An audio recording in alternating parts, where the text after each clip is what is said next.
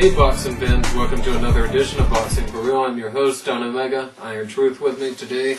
We're talking about the upcoming fights for March, the other upcoming matches besides the Miranda Green and all that stuff. Okay, let's get right into it. March 9th. This probably won't be up by March 9th, but it happened. Chavez Jr. will be fighting, or should be fighting, or did fight, depending when you see this. Tell future. It was a great fight. Yeah, he knocked him out. First round. Yep. Well, should have. Anyhow, Chavez Jr. looked great as always, or he should March 9th. Anyhow, look forward to... That's the big fight of the weekend, definitely. Yep, because listen to the other fights here.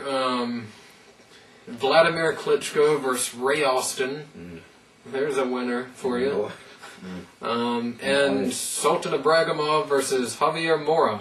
That's even worse. Now, listen to this. This is the good thing. They're showing them both, I believe, starting at 5 o'clock. Yeah, 4:45 actually. Okay. It's the Klitschko. Eastern Standard Time. Yeah.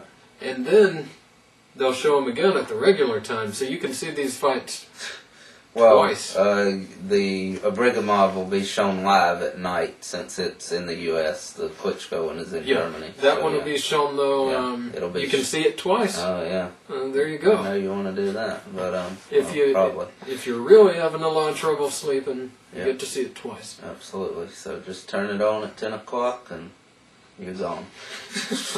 Yeah. Easy win for Klitschko, I'm sure. I'm going to say... Almost definitely. I'm going to say 4 rounds. I'll say 4. I won't disagree. He might be a little too overly cautious, so I'll say like 6, 7, somewhere in there.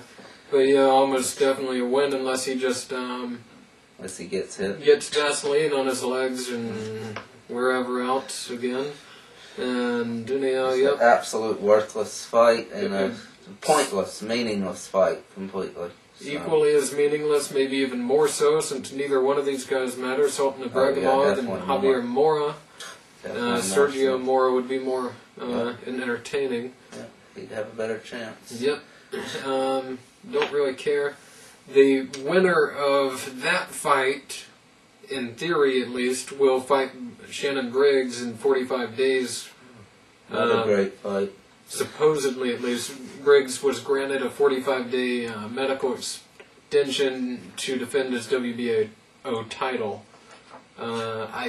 So I guess this fight actually isn't for the interim title after all. It's just for the, I guess, #1 contender. I suppose, yeah. I mean, I guess they'd want more a fight. Well, they just keep coming, don't they? The great fights. Yep, I mean, Shannon Briggs versus the winner of that crap. What a trio. Briggs, Ibragimov, and Klitschko, Austin. And Mora, yeah.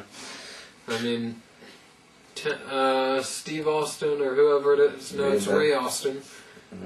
Steve would be better. Tim would be better. Any Austin you can think of, pretty much, probably would be better. And isn't there a Jane Austen or something? I don't know. But anyhow, yeah, Jane Austen. That's basically who's fighting. Anyhow, moving right. Oh yeah, also off TV, a much better fight: Jean Pascal versus Bunting. He was the sub in the super middleweight tournament. Got 1 win in it, and then lost to Anthony Henshaw. Got 1 win. Decent fight that should be shown. It'll be in Canada most likely, I believe. It will be shown there, probably. Probably on that Fight Network or something. Yeah. Which they need here. But anyhow, moving right along. Also the Vladimir Barrera versus Eric Aiken 2 match will be March 16th. ESPN Friday Night Fights. That one, good fight that Barrera should win this time. Barrera was DQ'd in the first fight, and that's how Aiken got the title. And this fight is competing against a very stupid pay-per-view. John Duddy, good fighter, like him, but shouldn't be on pay-per-view. Nope. Fighting the Contenders loser, Anthony Bonsante. #1 dead. Yep. And Goody's #1 at something. It's I don't know how we doubt it. But. Anyhow, also Giovanni Lorenzo will be on that pay-per-view as well. Again, pointless pay-per-view. That should be on Friday Night Fights. Absolutely, with the Barrera-Aiken match. Or even take that off and show Duddy and Lorenzo instead, whatever. That would be fun. And, yeah, so that's that.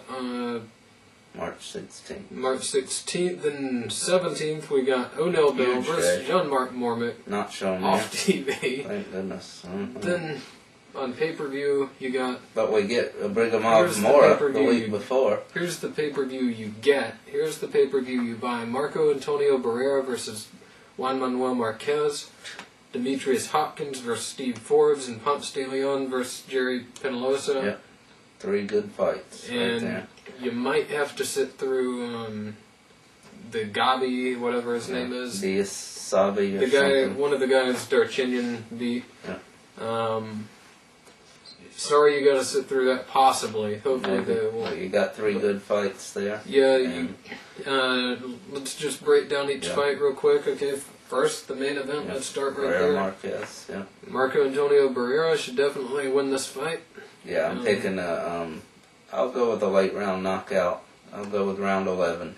Yeah, I'll go late knockout in this one. I could see a decision. I could see a wide decision, though. It's going to be clear. Probably about 9 rounds to 3, I would say. Just better in every way. Yeah, so. I agree completely. Barrera's just the better overall fighter. Yeah. And this fight is a few years late, anyhow. Yeah. Because of Manny Pacquiao, by the way, who who beat them both. Yeah, and he got robbed in a draw with Marquez. The Marquez fight. But anyhow, this fight, easy win for Barrera. Then we got Hopkins versus Steve Forbes. Best fighter Hopkins has faced so far. Demetrius, of course, and should win a decision. Clear decision, hopefully. And be a great win for him. I don't see Forbes giving him any problem whatsoever, really. Forbes still lets his hands go pretty well and still fast. He could give him some problems. He is a veteran, but I expect Hopkins to come out on top pretty clearly. So. Yeah, I do too. And also Ponce de Leon should be... Yeah, Jerry Penalosa. Penalosa, decent opponent, but he's going to lose this fight.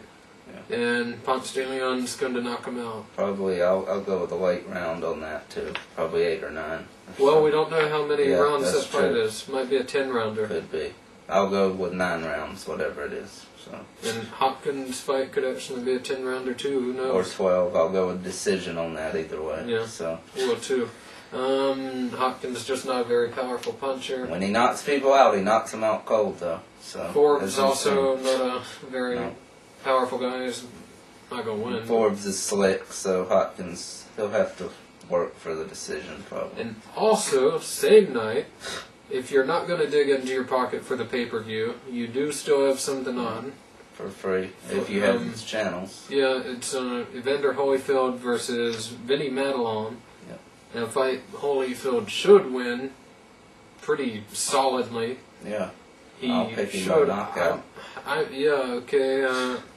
I could see knockout or decision in this fight just because of Holyfield's age.